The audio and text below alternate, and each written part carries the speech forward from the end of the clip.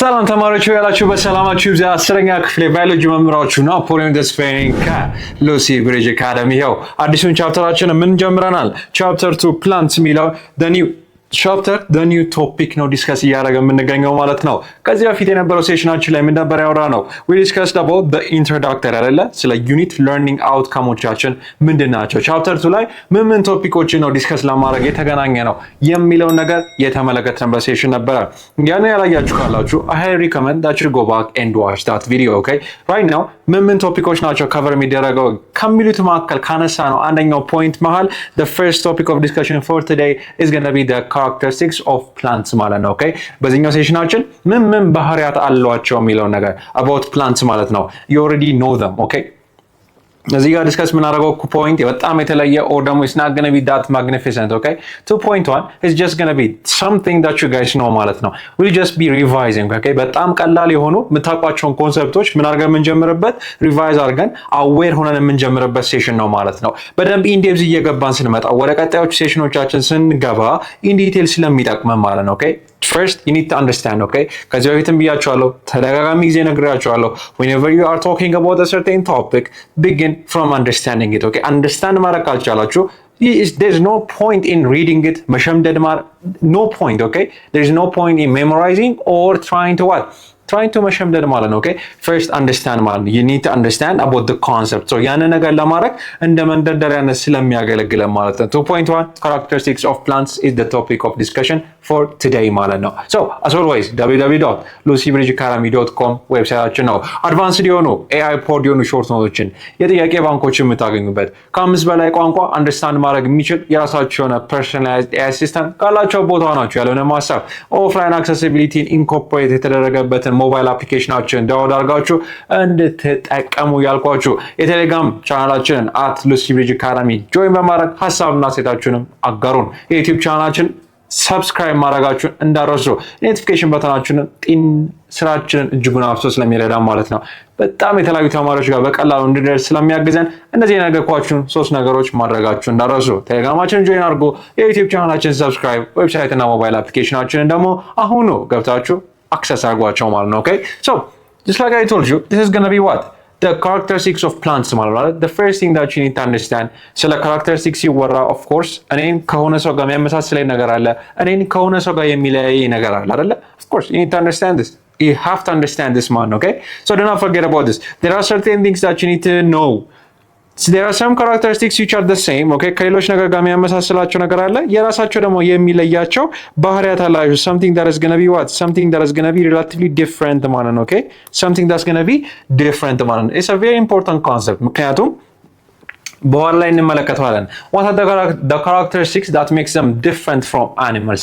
መጀመሪያ እስቲ ስለ ልዩነት ከማውራታችን በፊት let's talk about something that is going to be similar ከሌሎች ነገር ጋር ደግሞ የሚያመሳስላቸው ቅድም ብያቸዋለሁ። ሼር የሚያደርጓቸው ትሬቶች አሉ፣ የራሳቸው ደግሞ ዩኒክሊ ፖዘስ የሚያደርጓቸው ደግሞ ምኖች አሏቸው ማለት ነው፣ ባህሪያት አሏቸው ማለት ነው። okay it's a very important thing to understand. now the first thing is what እዚህ ጋር የምትመለከቱት መካከል growth አይደለ?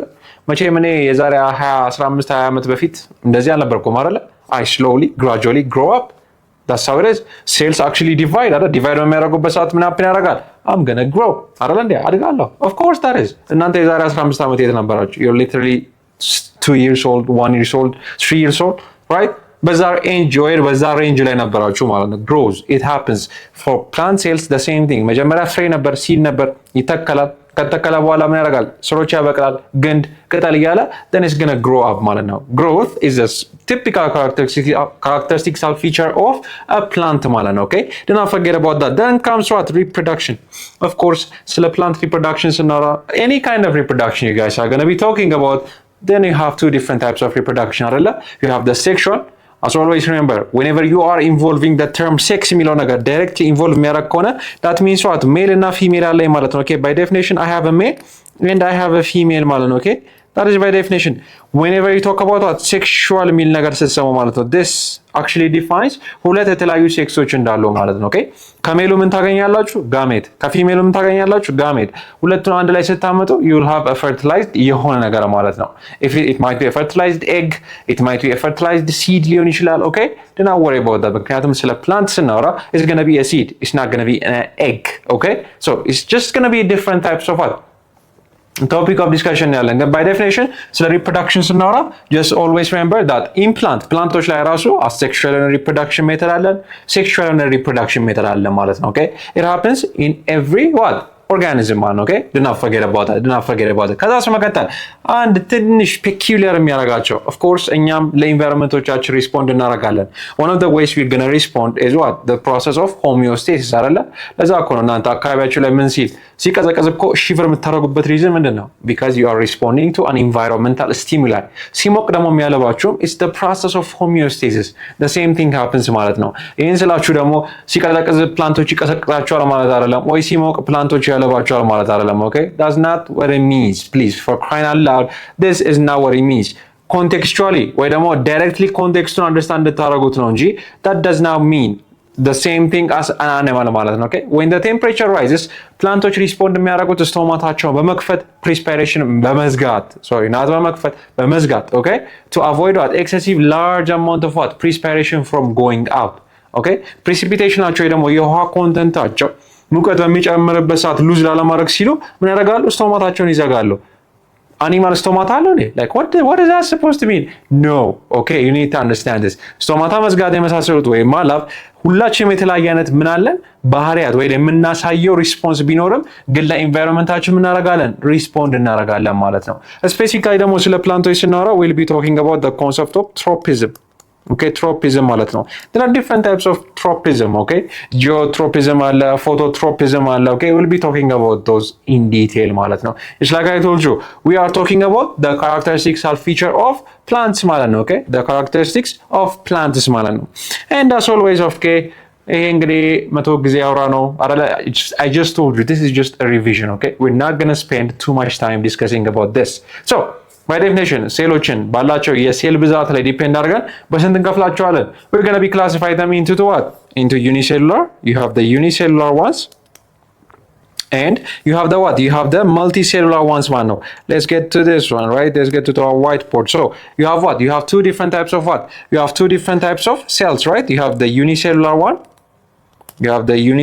one and you have the multicellular one ማለት ነው so ከተርሚናል የምንጀምረው as always and you have the multicellular ማለት ነው ምንም ተአምር የለውም okay it's just a simple thing uni ማለት ነው so ከዚህ በፊት ብያቸዋለሁ bicycle bi ማለት ነው bi ማለት ሁለት ነው አይደለ always begin from the term biology is such a simple thing to understand okay cycle ማለት መሽከርከር ነው bi ማለት ሁለት ጎማ ያለው ነገር ሲሽከረከር we call it a bicycle am I smart person I think so right so it's just as simple as that ማለት ነው remember that uni የዚህን የትምህርት ክፍል ሙሉ ቪዲዮ ማግኘት ከፈለጋችሁ በሞባይል አፕሊኬሽናችን አሊያም ዌብሳይታችንን ጆይን በማድረግ ማግኘት ትችላላችሁ መልካም የትምህርት ጊዜ